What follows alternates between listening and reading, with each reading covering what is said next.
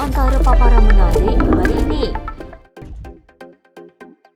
Pemimpin muda PKR balas sindiran naib Presiden Bersatu isu ringgit. Kerajaan cukuplah alasan perubahan makan masa. Cium dan cabul anak jiran, inilah balasannya. Gubernur Bank Negara Malaysia, Datuk Abdul Rashid Ghaffur memberi penjelasan mengenai prestasi ringgit isu semasa yang mendapat perhatian banyak pihak. Menurutnya, prestasi mata wang negara kebelakangan ini sama seperti mata wang serantau lain telah dipengaruhi oleh beberapa faktor luaran, sebahagiannya termasuk pelarasan pasaran kepada perubahan jangkaan kadar faedah Amerika Syarikat, kebimbangan geopolitik dan ketidaktentuan yang menyelubungi prospek ekonomi China.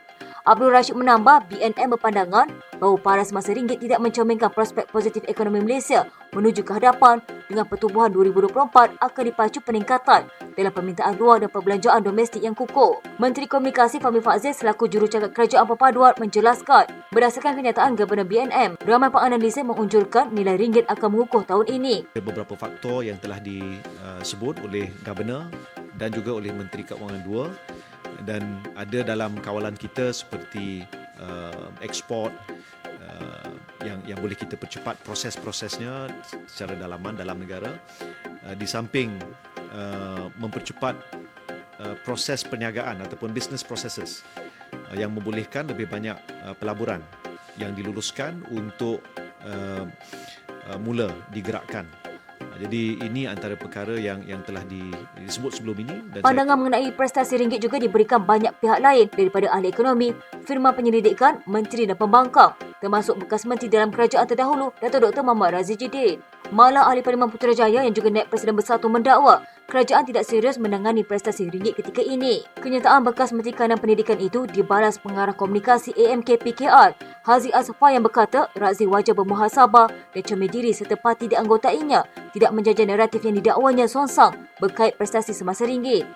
Dalam satu kenyataan, dia juga menyifatkan Razif seolah hilang logo standing secara moral untuk bercakap mengenai prestasi ringgit kerana kerajaan PN juga didakwanya gagal menguruskan ekonomi tak kala berpeluang berbuat demikian sewaktu 33 bulan mentadbir negara. Mendakwa prestasi ekonomi ketika kerajaan di bawah pentadbiran Perikatan Nasional lebih buruk berbanding prestasi ekonomi pada hari ini.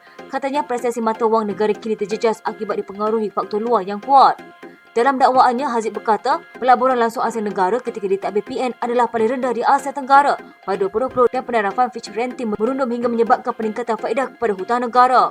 Selain itu, katanya kadar inflasi yang tinggi mencecah 4.5%, kadar pengangguran tinggi dan ramai peniaga gulung tikar kerana pelaksanaan Perintah Kawalan Pergerakan yang didakwanya separuh masa.